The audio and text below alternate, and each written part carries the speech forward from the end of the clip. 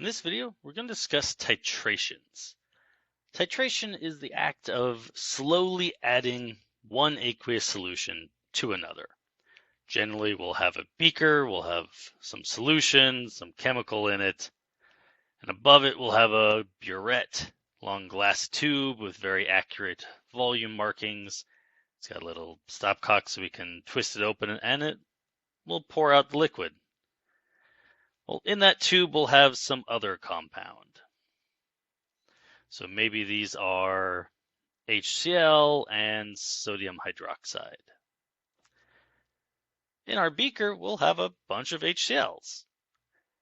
But in any individual drop, we have very little sodium hydroxide.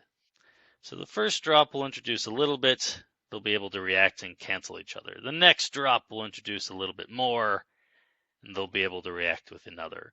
The third drop will introduce a little bit more, and eventually you will add enough of the chemical from the burette to react with what was ever in the beaker.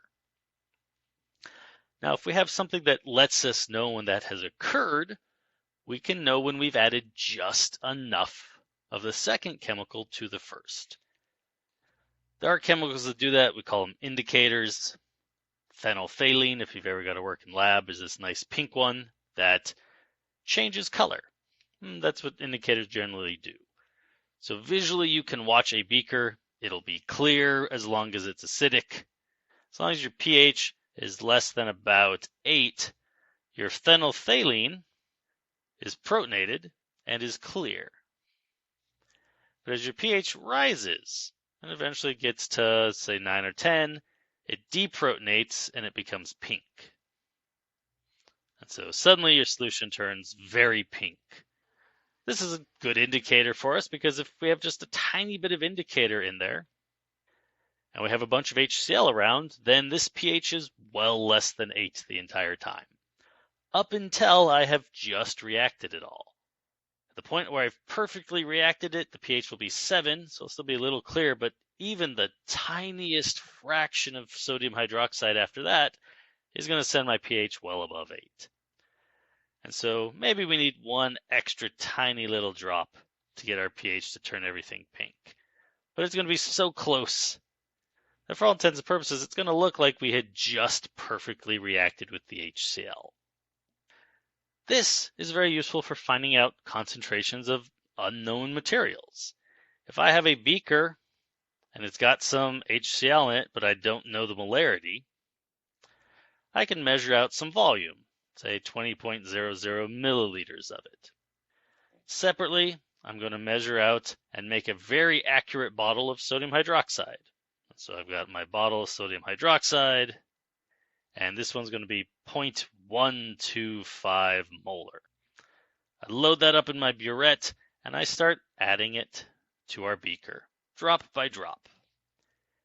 And in our case, let's imagine that for a little while we see no color change. So the first milliliter is clear. 2 milliliters is clear. 3 milliliters, and this goes on for a while. And then right at the point where we reach 18.65 milliliters, it turns pink. Literally in the span of a single drop, it will go from clear to pink. And in that instance, we can say stop. We have added exactly enough sodium hydroxide to just wipe out all the hydrochloric acid that was present. Well, I know a volume and a concentration of the sodium hydroxide, which means I know how much sodium hydroxide I had to add. Since the indicator changes color the moment we've wiped out the acid that was around, that must have been just enough sodium hydroxide to wipe out that acid. NaOH plus HCl is 1:1. They're just going to make sodium chloride and water. So if I know the amount of sodium hydroxide I added, it's 1:1 with the amount of HCl. 18.65 milliliters is 0.01865 liters of NaOH solution. It's in every 1 liter of NaOH solution, 0.125 moles of NaOH. So I can find out how many moles of sodium hydroxide I added, and then it's 1 to 1. 1 mole of NaOH for every 1 mole of HCl. So how many moles of HCl was in that beaker? How many moles were floating around inside here in our 20 milliliters of initial solution? 0.01865 times 0.125. 0.002331 mole of HCl. That is the amount of HCl that must have been in that beaker, which means we know the moles of HCl that was in the beaker, and we knew the volume of the HCl solution that we measured out. It was 20 milliliters.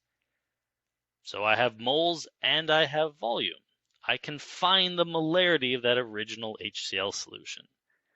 0.002331 mole of HCl was in the 20 milliliters, or 0.020 liters of HCl solution, for a 0.11656 molar HCl.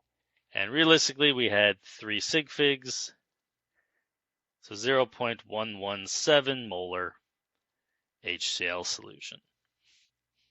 Using the titration method, we can figure out how much of an unknown was in a sample by adding a known amount of another chemical until we see that it has just reacted perfectly, just a 1-to-1 reaction. To pull this off, we need indicators, and we'll discuss them more in detail in another video, but there's a variety of molecules that are handy for this. They change color very aggressively at certain pH ranges, and we can match those up to what chemicals we expect to be reacting.